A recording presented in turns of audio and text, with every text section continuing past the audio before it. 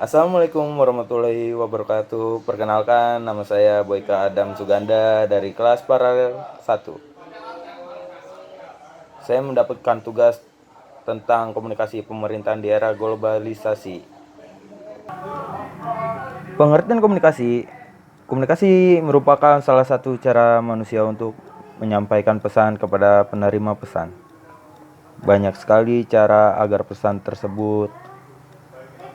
Bahkan seiring perkembangan teknologi yang kian mulai canggih, komunikasi sekarang tidak ada batasan untuk mendapatkannya.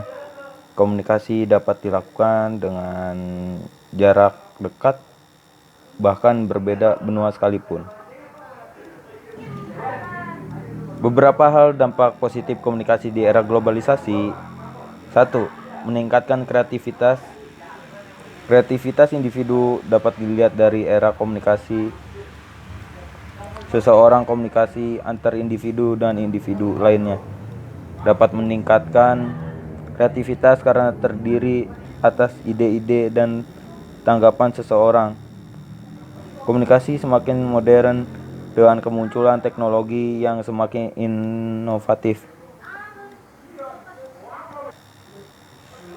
Oleh karena itu, individu yang berkomunikasi di era globalisasi ini cenderung lebih kreatif dengan memanfaatkan berbagai macam teknologi yang telah tersedia.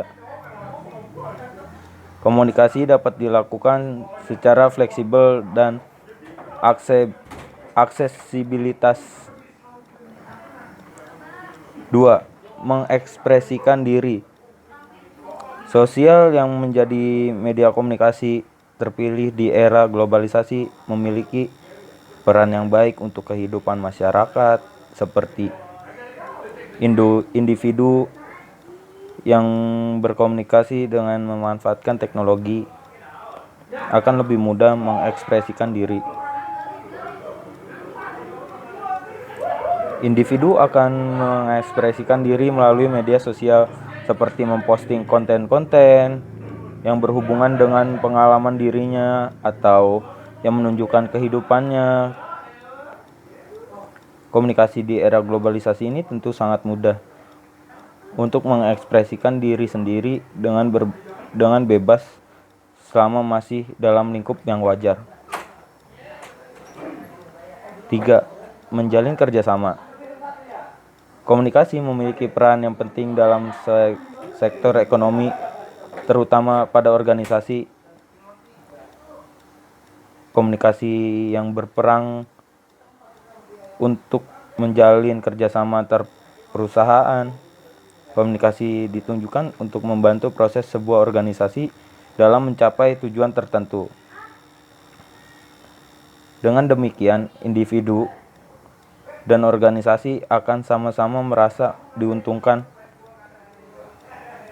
Era globalisasi ini memperkenalkan proses komunikasi dengan kecanggihan teknologi sehingga komunikasi akan semakin mudah dalam mencapai kesepakatan antar kedua belah pihak yang ingin menjalin kerjasama.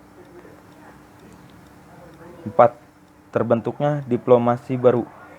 Meningkatkan peran media di dalam peta politik dunia turut memberikan ruang tersendiri bagi perkembangan di dalam bentuk diplomasi baru. Adanya peningkatan peran media ini juga didukung dengan adanya perkembangan yang dialami oleh dunia teknologi informasi dan komunikasi yang biasa disebut TIK. Dengan begitu, maka tentu saja jalur-jalur diplomasi semakin berkembang dan menumbuhkan pola-pola baru yang berbeda dari diplomasi tradisional.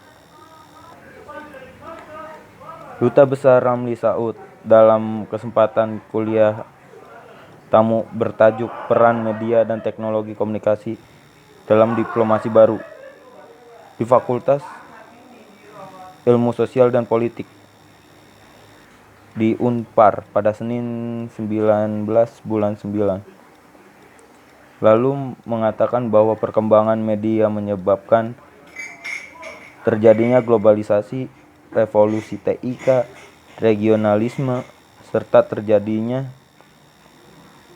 desentralisasi pemerintahan. Media yang ada sekarang membuat dunia menjadi tanpa batas. Informasi yang diberikan oleh media semakin tidak terbatas oleh batasan-batasan negara.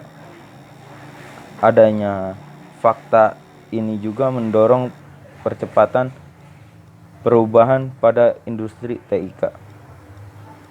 Perkembangan konsep teknologi pendidikan, teknologi informasi dan komunikasi yang biasa disebut TIK sebagai bagian dari ilmu pengetahuan dan teknologi atau biasa disebut IPTEK. Secara umum, semua yang berhubungan dengan pengambilan, pengumpulan, pengolahan, penyimpanan, penyebaran, dan penyajian informasi. Teknologi pendidikan berbeda dengan teknologi dalam pendidikan. Teknologi dalam pendidikan menurut adanya sarana telepon, facemail, komputer, dan lain-lain.